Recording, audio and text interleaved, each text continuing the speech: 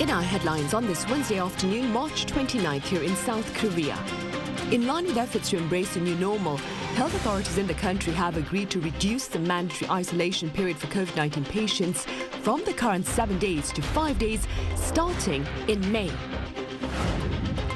Over in the global arena, the second summit for democracy is underway virtually, with some 120 leaders taking part for peace talks in Ukraine, equality for women and curbing corruption. Meanwhile, back on the local front, the Yoon administration is seeking to drive up domestic consumption by providing the public with coupons and cash incentives for travel, accommodation and other leisure activities. We start with news about government intentions to further ease COVID-19 related regulations. Now, the isolation period for COVID-19 patients here in Korea will be shortened to 5 days from the current 7 days, starting as early as May. Our Choi Soo-young has details. The mandatory COVID-19 self-quarantine period for people infected in South Korea could soon be shortened from 7 to 5 days as the government considers downgrading the COVID alert level.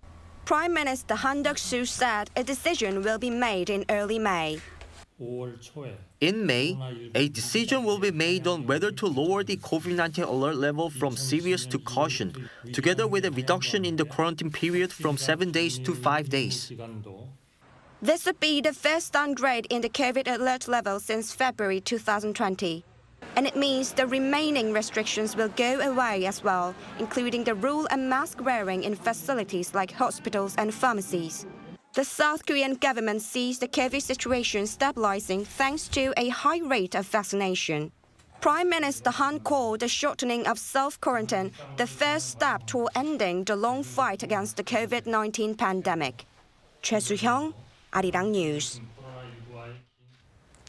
Presiding over the 15th Emergency Economic Meeting earlier on this Wednesday, President Yoon highlighted the importance of boosting domestic consumption.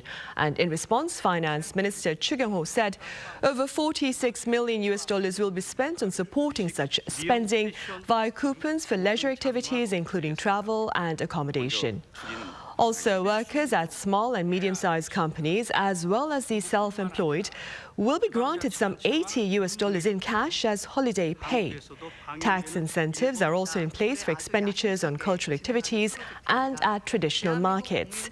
Separately, visa requirements for travelers from 22 countries, including the US, Canada and neighboring Japan, will be lifted temporarily to encourage travel into Korea as the government hopes to attract some 10 million tourists into the country. On the corporate front, business sentiment among Korean companies remains bleak. According to the Federation of Korean Industries, the business sentiment index across all industries for April stands at 93. Now, a reading below 100 indicates a pessimistic outlook. This will be the 13th month in a row that the index has been hovering below 100. The Federation links the negative outlook to the downward trend in the electronics industry, which accounts for roughly 1/3 of the nation's exports. Consumers here believe inflation will persist in the months ahead, but at a less alarming rate. According to a Bank of Korea survey this March, consumers believe inflation will average 3.9% over the next 12 months. Now, this figure marks a decline for the first time in 3 months and is down 1/10 of a percentage point from February. The bank is linking this finding to falling oil prices as well as slowing consumer prices. Meanwhile, the composite consumer sentiment index for March hit a 9-month high of 92, up 1.8 points on month. The index measures consumer sentiment regarding the economy with a reading below 100, meaning more pessimism than optimism. In other news, the US-led virtual Summit for Democracy has opened a second meeting this week following its inaugural online gathering back in the year 2021. On the agenda this year are peace plans for Ukraine, gender equality for women, and cracking down on corruption. Our Moon Hye-ryun has more. This year's summit opened with a preliminary session hosted by Washington on Tuesday local time to highlight the key themes to be discussed over the next 3 days. It kicked off with the U.S. Secretary of State Antony Blinken stressing the need for peace in Ukraine. While Ukrainian President Volodymyr Zelensky was originally scheduled to join the session, he was unable to attend as he extended his tour of the war's front lines. In his keynote speech, Blinken reiterated his support for a plan to establish peace in Ukraine through the full withdrawal of Russian troops, and expressed opposition to a proposal made by China following President Xi Jinping's visit to Moscow last week, saying it would only benefit Russia. Blinken also led a session on empowering women in democratic society to promote gender equality. An issue highlighted during his speech was the online harassment and abuse that women and girls face, which showcased the Global Partnership for Action on Gender-Based Online Harassment and Abuse initiative announced at the first summit 2 years ago. Other key topics on the agenda included countering corruption, led by U.S. Treasury Secretary Janet Yellen, and strengthening unions between democratic societies. The main conference will be co-hosted by the United States, South Korea, Costa Rica, the Netherlands, and Zambia the following day, with each co-host leading a virtual live session on a variety of topics. During Biden's first Summit for Democracy in 2021, around 110 countries were in attendance.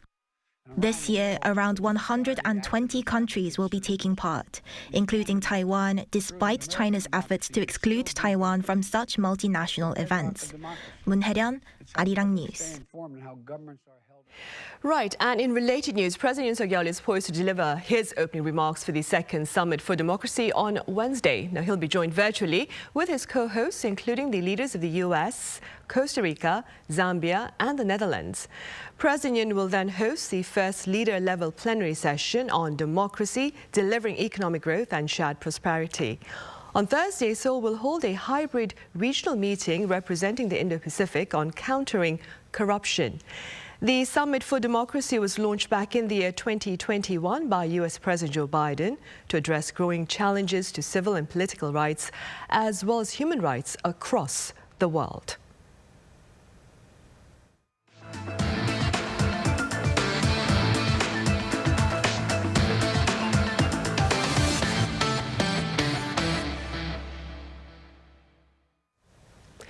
Japan's distortion of history yet again looks to hinder efforts to promote Seoul-Tokyo ties. Our foreign affairs correspondent Choi Min-jung explains. Japan has yet again approved the publication of textbooks that contain misleading historical claims.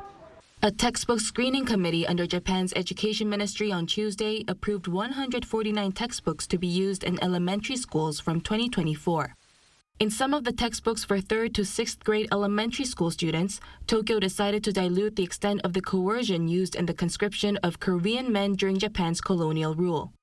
In a book for 6th graders, the current sentence, "Korean men were conscripted as soldiers of the Japanese army," will be changed to "Korean men participated in the Japanese army as soldiers, and conscription came after." Korean men were also described as young people who voluntarily joined the Japanese army.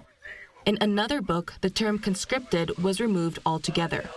The current elementary school textbooks do not contain content on the so-called comfort women, so not much is expected to have changed regarding forced labor. But in one of the textbooks from next year, the term brought in will be changed to mobilized when describing that a large number of Koreans and Chinese were forcibly brought into Japan. Japan has also further solidified its claim over South Korea's Dokdo Islets in the East Sea. More textbooks will describe Dokdo as being an inherent territory of Japan, or that Korea is illegally occupying the islets. Seoul's foreign ministry on Tuesday summoned an official from the Japanese embassy in Korea and strongly protested Tokyo's claim to Dokdo, saying the islets are clearly Korea's inherent territory historically, geographically, and under international law. It also expressed strong regret that forced labor is being described in a way that dilutes the nature of the coercion. The ministry urged Japan to behave more responsibly in educating future generations. As it says, having the correct historical awareness lays the foundation for establishing a future-oriented relationship. The changes in the textbooks come as the countries were off to a fresh start following South Korea's announcement of compensating Japan's wartime forced labor in the Seoul-Tokyo summit. Choi Min-jung, Arirang News. Meanwhile, the door to dialogue remains wide open to North Korea despite its bellicose rhetoric and its flagrant violations of UN Security Council resolutions. Now, this is according to Biden administration officials in response to Pyongyang's unrelenting desire for weapons of mass destruction. Our Lee Jae has more on their remarks. Speaking at a virtual press briefing on Tuesday, U.S. National Security Council spokesperson John Kirby says the U.S. will continue to build its defense capabilities against North Korea's evolving nuclear threats, adding that the regime has been ignoring Washington's calls for dialogue. According to Kirby, the U.S. has not changed its desire to sit down with the regime in Pyongyang without precondition to find a diplomatic way forward to the denuclearization, verifiable denuclearization of the peninsula. However, he added that Washington is aware that North Korea is trying to improve the capabilities of its ballistic missiles and will continue to pursue its nuclear ambitions. So in response, he says the U.S. will continue to make sure that it has the appropriate military capabilities and the appropriate readiness to use such capabilities to protect its national security interests and those of its allies, including South Korea. His comments come as North Korea has been testing tactical ballistic missiles capable of mounting simulated nuclear warheads. At the same time, North Korean leader Kim Jong-un has reportedly been guiding the regime's nuclear program, calling for the expanded production of weapons-grade nuclear materials to further increase its nuclear arsenal. According to the North State-run Korean Central News Agency, Kim also called for flawless preparation for the use of nuclear weapons anytime and anywhere. Meanwhile, during a Senate Armed Services Committee hearing on a defense budget request on Tuesday, U.S. Secretary of Defense Lloyd Austin said Washington and Seoul are working to strengthen their joint defense capabilities against North Korea's evolving threats. He also reaffirmed the U.S.'s commitment to providing extended deterrence for South Korea and Japan, stressing that the three countries are able to demonstrate their ability to respond to any North Korean provocation. Lee Jae, Arirang News. And South Korea's ambassador to the United Nations has stressed the need to bolster efforts to better address North Korea-related concerns. Speaking at a press briefing in Seoul on Wednesday, Ambassador Hwang Jun-guk pointed to the UN Security Council's recent inaction to Pyongyang's rampant violations of the Council's resolutions and linked it partly to South Korea's past passive stance. He also dismissed speculation that North Korea's recent acts of aggression are in response to expanded military drills between South Korea and the U.S. Hwang also touched upon the regime's appalling abuses of human rights, adding that they hurt both national as well as international security. Come November this year, the International Bureau for Expositions will announce the host of the 2030 World Expo. Now, Korea's southern port city of Busan is hoping to bring home this global event. Now, that being said, our political correspondent Han Sung-woo sat down with Prime Minister Han Duck-soo for his thoughts on Busan's prospects. To take a listen. Transforming our world, navigating toward a better future. It's the official slogan South Korea has put out to let the world know its southern coastal city of Busan is ready to host World Expo 2030. And there's nobody more confident of that in the country than Prime Minister Han Duck-soo, who's also serving as co-chair of the nation's bidding committee. 부산은 바로 대한민국을 상징하는 모든 요소를 다 가지고 있습니다. 6.25 전쟁을 통해서 최고로 빈곤한 그러한 상황을 가진 그런 분들이 북한에서 말하자면 피난을 해오셨고 그분들이 정말 어려운 삶을 살아가면서도 자기의 생활을 더 진전시키고 더 나은 생활을 이루어서 지금은 정말 세계 어디 내놓아도 부끄럽지 않은 그러한 세계 제2의 그런 그 환적 항구로서의 역할을 하고 있는 대한민국의 압축된 역사를 그대로 보여주면서 또 대외적으로의 교류를 활발히 해온 그러한 도시입니다. World Expo 2030 is still years away, and the Bureau International des Expositions has yet to select the host city, which will be elected by member states in a General Assembly slated for November in Paris, on the principle of one country, one vote. But the competition's already heating up, with the BIE set to conduct an inspection on site in Busan early next month. That's why the Prime Minister, along with the chiefs of South Korea's most well-known corporations, have been seeking out meetings with foreign dignitaries and ambassadors to spread the word that there's just no place like Busan. 그분들이 대한민국 부산이 가장 박람회를 개최하는 적지다. 이런 그 확신을 가질 수 있도록 그분들을 그룹별로 만나기도 하고 실제로 방문하기도 하고 저만이 아니고 우리 기업들하고 또 부산시와 원팀이 돼가지고 그동안에 약 150개국 정도를 접촉을 하고 방문을 하고 했습니다. If held in Busan, the mega event and its exhibitions will revolve around 3 sub-themes: sustainable living with nature, technology for humanity, and lastly, platform for caring and sharing. 2030은 단순히 어떤 현재의 그런 그 산업의 발전 상태를 보여주는 것이 아니고 전 세계와 더불어서 앞으로 우리가 지속 가능한 발전, 기후 변화에 대한 대응, 포용적 성장을 이루기 위해서 어떻게 해야 되는가, 어떻게 협력해야 되는가. To bring attention to such global challenges on home soil, though, the country will have to get past a formidable competitor, equally as eager to announce itself on the world stage, Saudi Arabia's capital, Riyadh. Saudi Arabia's capital, Riyadh, is seen as Busan's biggest rival to host the Expo. In what ways is Busan the better candidate than Riyadh? 글쎄요, 뭐 여러 가지 이유가 있겠습니다만은 우선 부산은 훨씬 저는 아름다운 도시다 이런 생각이 들고요. 또 훨씬 개방된 도시다. 모든 일을 좀 더 자유롭게 할 수 있는 그런 민주주의, 인권, 개방 경제 이런 것들을 실천하고 있는 그런 그 도시죠. Holding the 2030 World Expo in Busan would make South Korea one of a select few countries in the world to host the Olympics, the World Cup, and the World Expo, an honor that further motivates the government to ramp up its bidding efforts. Don't miss the best opportunity, which will work as a permanent reminder on your mind that you really will have enjoyed the best memories in your life.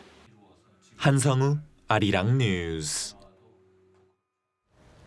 On the entertainment front, 8 of the 10 best-selling albums globally in 2022 were by K-pop groups. Back on Monday, the International Federation of the Phonographic Industry released its global album sales chart, which ranks the 10 best-selling albums around the world for the previous year. With the exception of albums by J2 in first place and Taylor Swift in third place, K-pop acts dominated the list. Leading the 8 K-pop albums was the BTS anthology album Proof, which took the chart's overall #2 spot. Also on the list were 2 albums by Stray Kids, 2 by 17, and 1 by ENHYPEN, Blackpink, and Tomorrow by Together, respectively.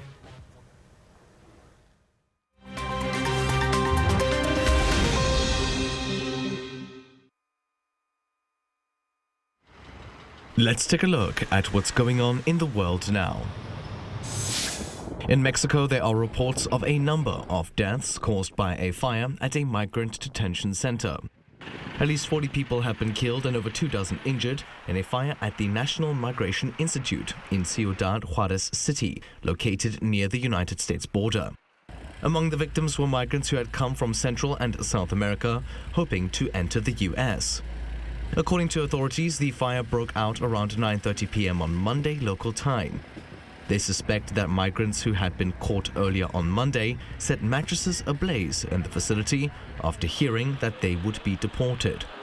The fire comes as the U.S.-Mexico border has seen an influx of migrants as Title 42, a restrictive pandemic-era border policy that gives the U.S. government power to eject migrants at its border, is set to expire.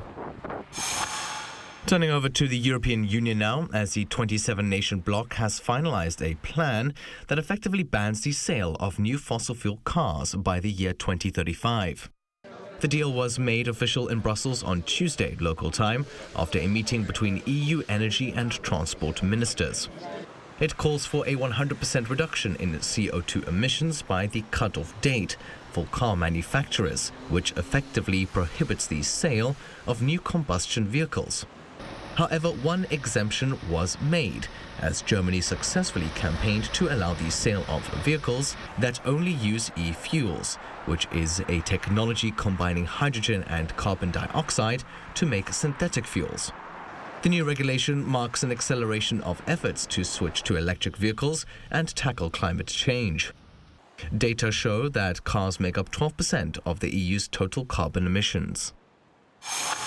Meanwhile, in the Twitter space, CEO Elon Musk has announced a new set of changes. According to a tweet by the billionaire on Monday, only those with paid Twitter Blue accounts will have their tweets featured on the recommended For You page.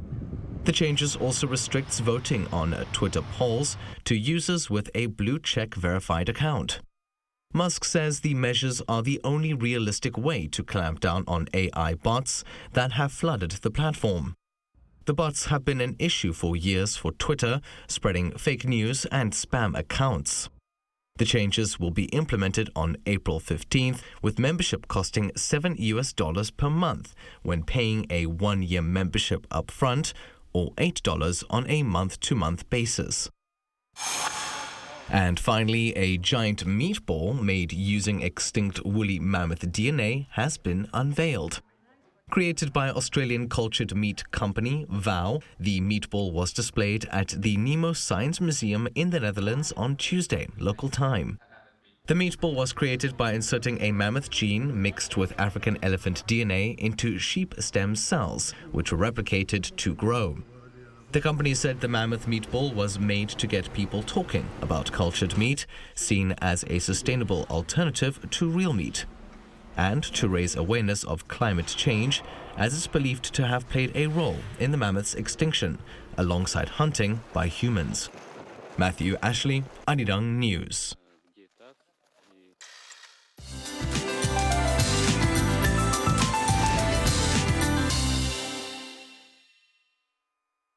Good afternoon.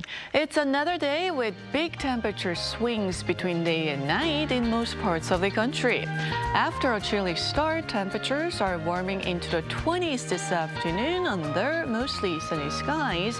It's going to feel more like the end of April today. So as you might have guessed, much of Korea are covered with unsafe levels of ultrafine dust. And it looks like being an even dustier day tomorrow, and perhaps for the rest of the week. Meanwhile, a dry weather advisory remains in place in the capital and central inland regions, and now has been expanded to parts of the south. Morning temperatures were 2 to 4 degrees higher than the same time yesterday, but highs are rising fast along with sunshine. Daejeon will be topping out at 22 degrees, Daegu, Gyeongju 21 degrees this afternoon. Now, after a big warm-up, we are cooling down fast overnight, so do dress accordingly, while a big warm-up is expected for the rest of the week. That's Korea for you, and here's a look at the international weather conditions.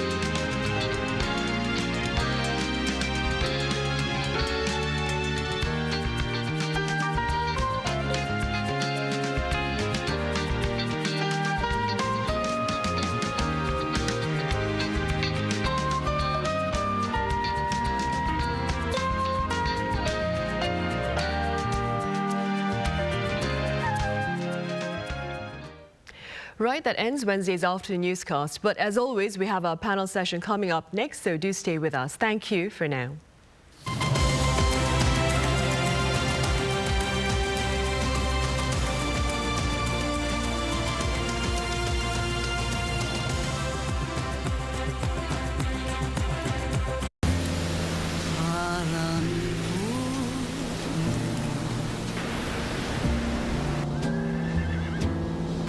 어렵지 않은가요? 처음 태어난 이별에서 사는 우리 손잡아요.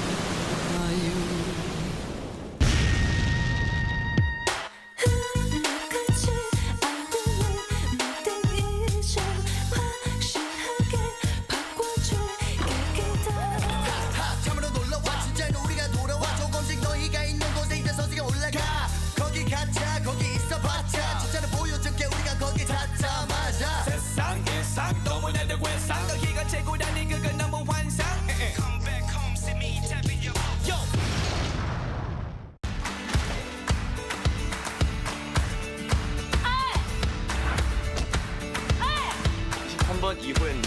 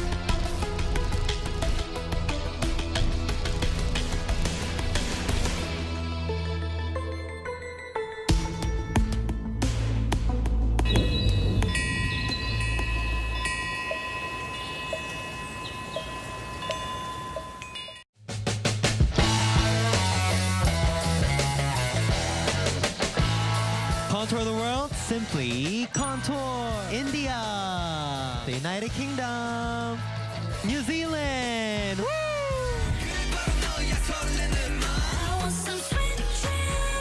I'm excited. You excited? Of course. Yeah.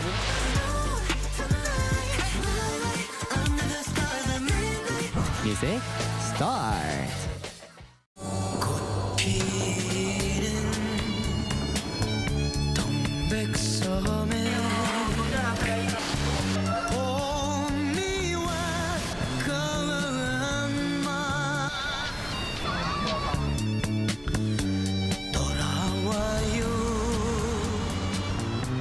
부산 항에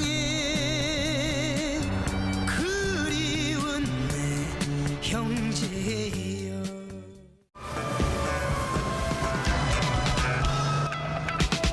어쩌다 마주친 그대 모습에 내 마음을 빼앗겨 버렸네.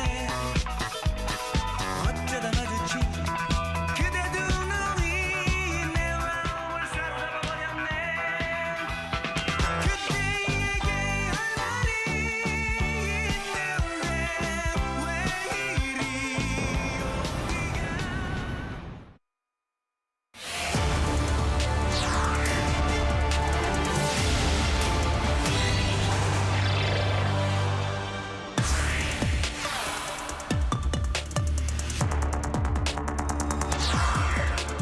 The Seoul Mobility Show 2023 kicks off tomorrow. That is March 30th with a press day, which will be followed by a full opening to the public starting Friday until April 9th. Over 160 companies from 10 countries are taking part this year. So what are Korean automakers looking to share at this year's event? What technologies will foreign automakers be looking to showcase? And what are the advances thus far with regard to the new era of urban mobility? Welcome to Issues and Insiders. The world is seeking a new era in urban mobility, and today we address the advances thus far. For this, I have Professor Shim Hyun-chul over at KAIST. Professor Shim, it's a pleasure to have you with us. Hi, thank you for having me. I also have Jameson Dow at electrek.co. Jameson, it's good to have you with us as well. Hi, great to be here. Right, Professor Shim, let's begin with a few words about what to expect from Korean automakers at this year's Seoul Mobility Show. Well, they changed the name for Mobility Show 2021. That means that we can expect not only cars, but other type of the mobility as well. Though these days, the keywords are, as they advertise, is the electrical vehicle, autonomous vehicle, and the connecting vehicles connectivity. And what they call the mobility as a service, MaaS, M-A-A-S, and that's mobility as a wholesome service. And we also have to think about the carbon footprint, because we are, as now, experiencing really hot spring, right? That's coming from the CO2. So these are the hot topics that will be covered, I think, in this year's mobility show. And Jameson, what can we expect from foreign firms at the Seoul Mobility Show, do you think? Well, first of all, I know that that Tesla is going to be showing off the new Model S and X at the show. They have done a recent update on the interior mainly. There's some exterior updates, but mostly interior updates. They've added a third screen and everything.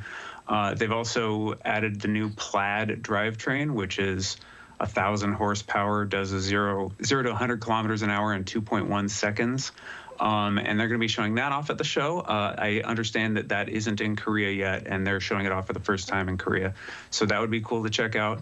I know that BMW, Mini, Porsche, and Mercedes are all going to be there too, but I'm not sure what they're showing off.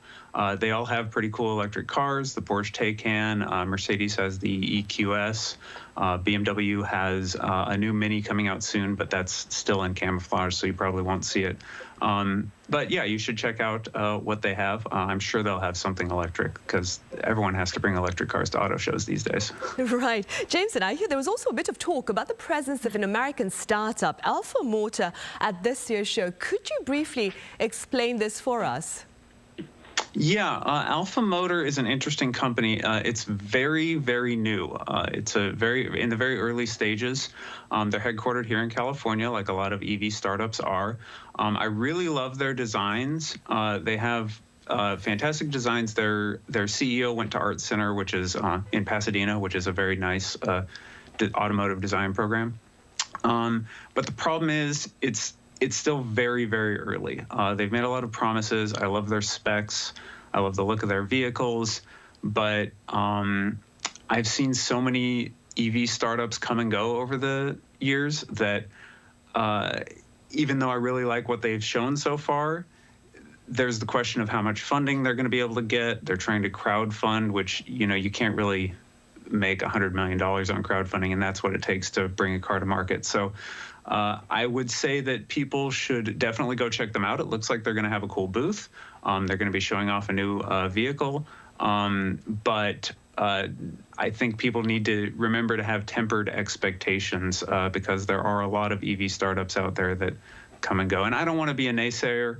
The EV startups are important. Tesla and Rivian have really pushed the industry forward, but we need to wait and see on this particular company. I'm sure pundits will appreciate your sense of caution then. In the meantime, Professor Shim, do you see electric vehicles dominating the future car market? I mean, how big is the global EV market at present? Well, they are slowly catching up, actually rapidly catching up, but it's not really taking any majority right now. I think it's less than 10%.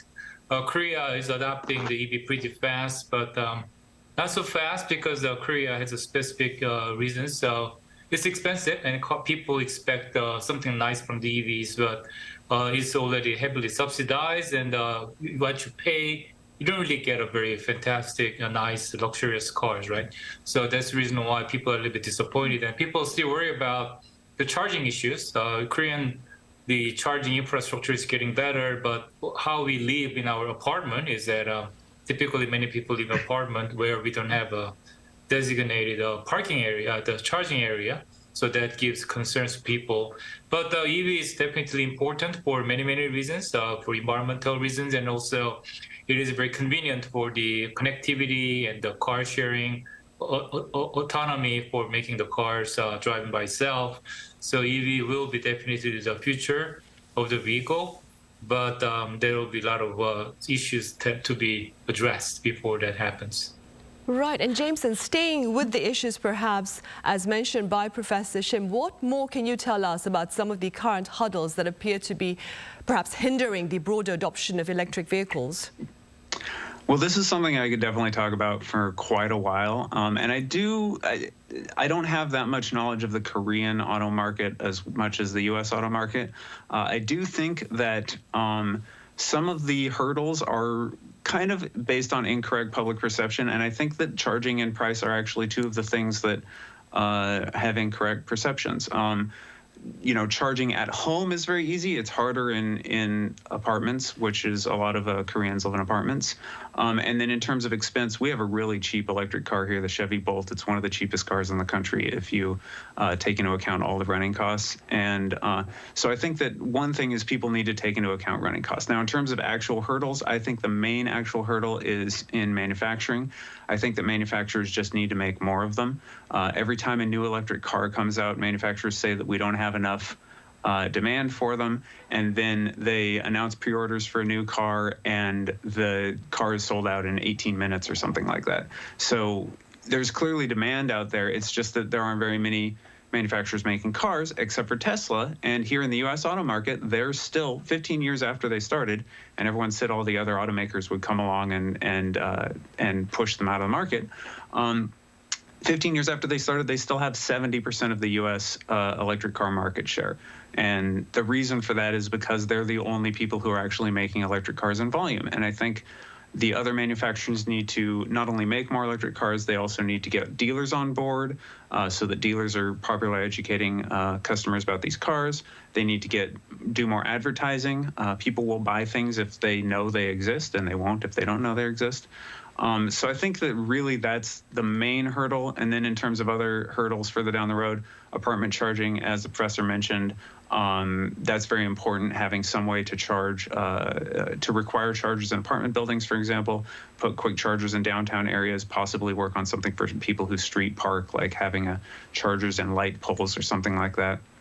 And finally, I think one thing we need to do is think globally about starting to make gas-powered vehicles pay a little bit more for the amount of pollution that they put out.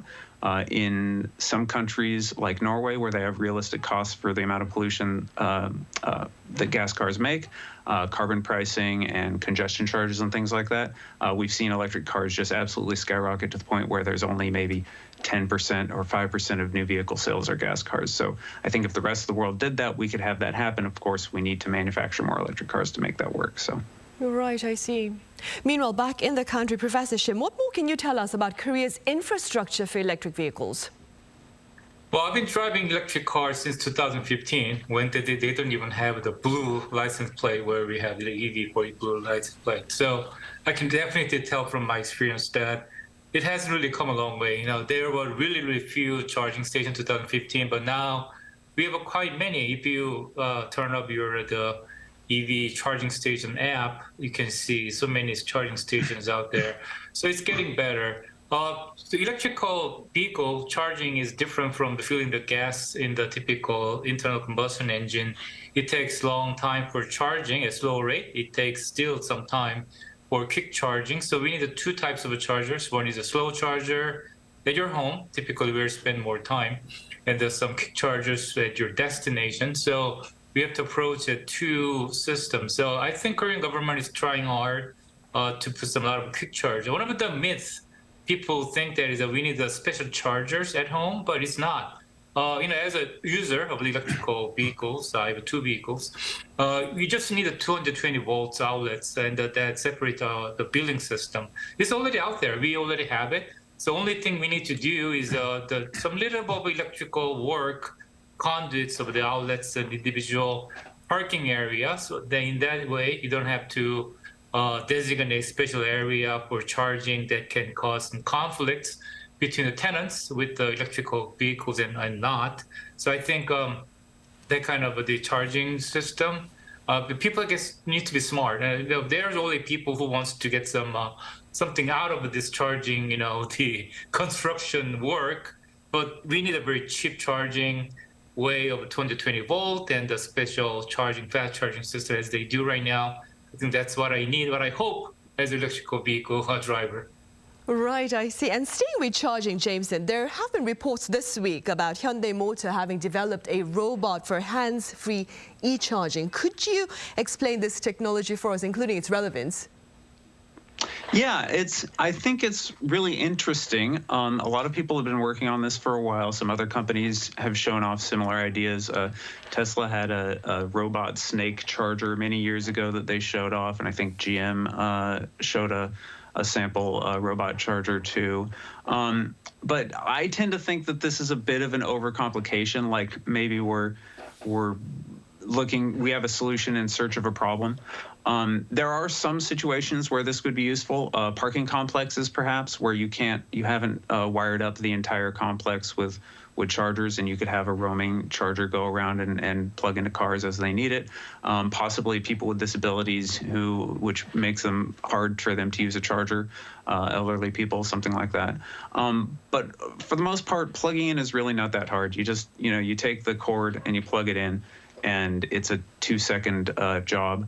And you have the benefit, as the professor mentioned, of having 220 volt outlets there. We in America only have 120 volt outlets, so it's a little bit harder. We have slower charging in everyone's house. But I think these charging bots will be interesting for niche applications like that, but probably won't reach too much of a wide adoption because plugging in is really not that hard.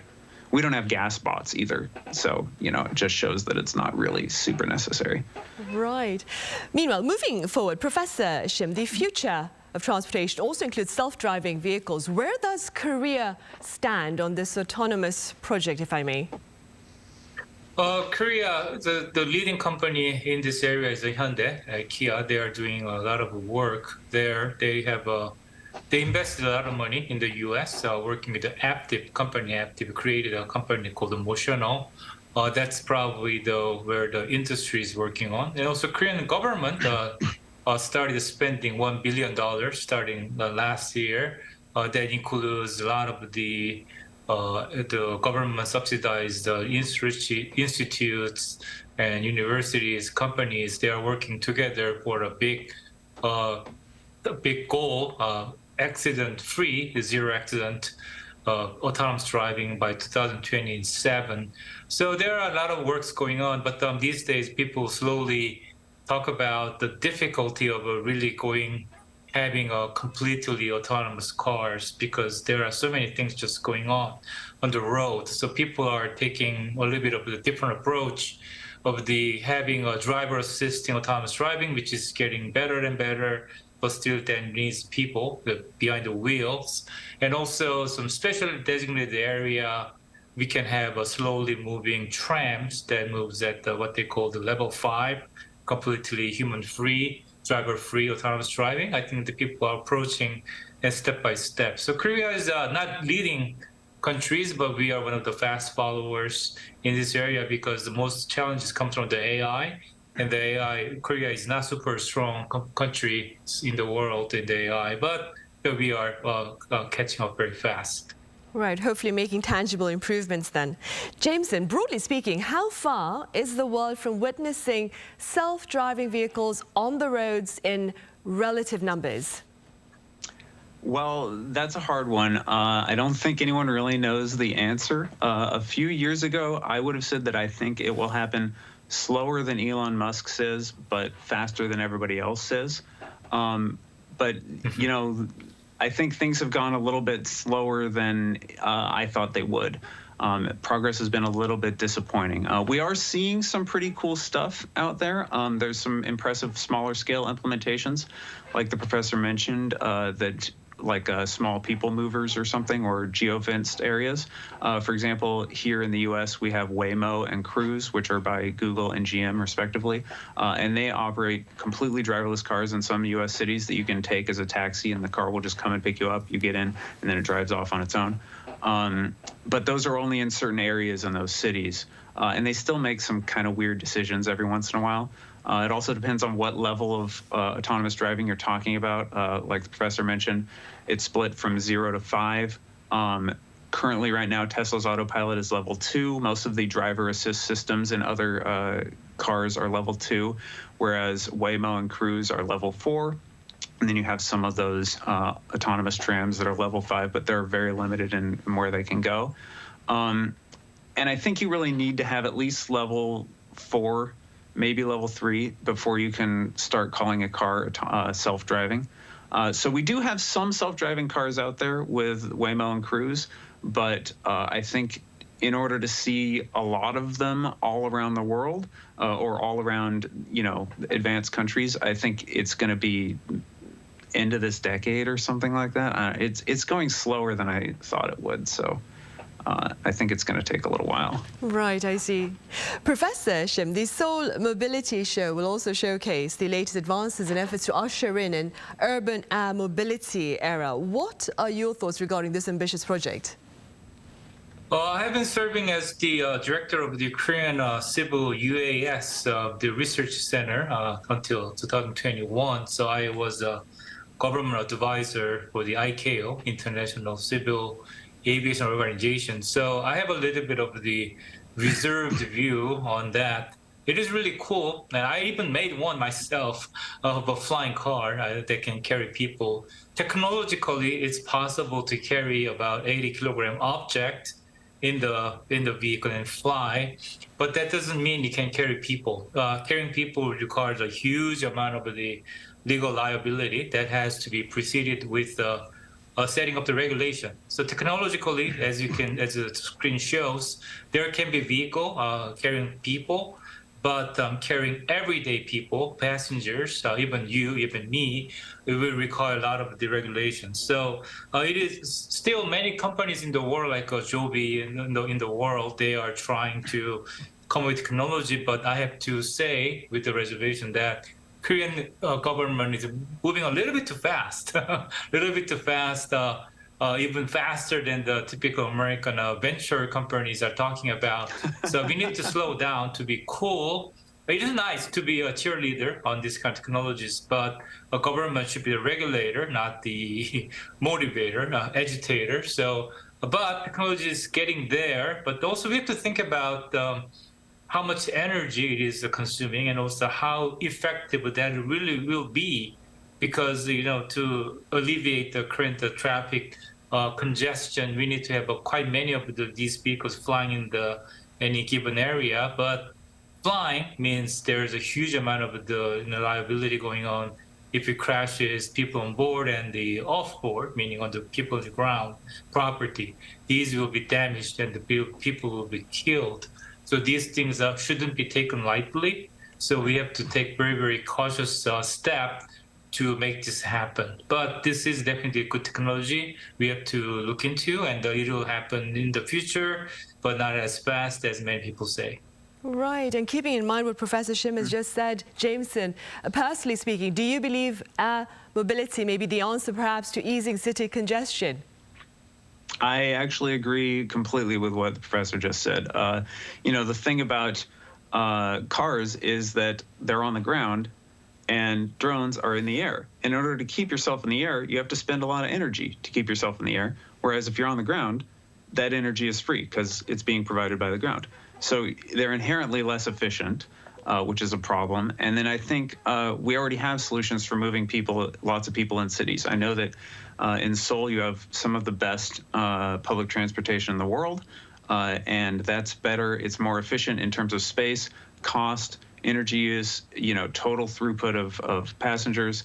And we already do that. So why don't we just, build more trains or push more people onto trains rather than flying people through the air? I think there are some useful uses for drones, maybe for intracity deliveries, food deliveries, courier services, medical deliveries, things like that, possibly medical transport. But I think for human movement, you're not going to see it too much as like a solution for congestion. You may see a few niche uses. It's really cool, absolutely, but I think our answers to congestion lie elsewhere. Right, point taken. Finally, Professor Shim, what are your words of advice as the world seeks to enhance future transportation with concerns such as climate change, of course? Well, it's well known that the transportation consumes a lot of the fossil fuel, and that is generating the CO2. So we look into hydrogen, but the hydrogen doesn't seem to be the answer. I mean, there are some use for it, but not as much as we hoped. So all companies are working on EV. Very few companies are working on hydrogen. Even Hyundai doesn't have a next car after Nexo, right? So that means that we have to be careful. We have to hurry up the electrification. People say, hey, electricity comes with the fossil fuel. That's correct, but a power plant has much better energy efficiency, and it can control the CO2 generation. Is only one chimney, right? Other than millions of chimneys coming out, tailpipe of the individual car. Another thing is that we used to think that we can do anything we want if technology allows, but these days we have to think about how much of a carbon impact that it has. Just as James said, the flying consumes at least 3 to 10 times more energy than the typical car travels. So if you convert, suppose it's possible, and if you convert everything into flying car, then we'll have a 10 times more impact of CO2. That doesn't make any sense. So even if we have to take more time, we have to think about the CO2. So I think the urban mobility, that's cool. Air mobility is cool. It'll have a niche market, niche applications, but we have to think about the global optimization of how much of the CO2 is generated. In that context, I think a mass mobility as a service should be carefully looked into, and we have to optimize every transportation needs, the systems in terms of that, if we really think that CO2 is a big problem of having 20 degrees of a spring at the March 29th. Right, I see. Mm-hmm. And very briefly speaking, James, what do you care to highlight amid global efforts to improve transportation? I believe we have about 30 seconds or so. Okay, we have to electrify everything: cars, buses, trains, ferries, maybe drone deliveries. Long-haul heavy transport could be fuel cells, maybe like freight shipping, long-haul trucking, airplanes and things like that. But we need to do that. We also need to reduce the amount of vehicles on the road. That's the interesting thing about the Seoul Motor Show now being called the Seoul Mobility Show. We need to work on making cities more bikeable and walkable. Consider 15-minute cities, which are named as such so that because you can walk to everything you need within 15 minutes. We need to do more of those.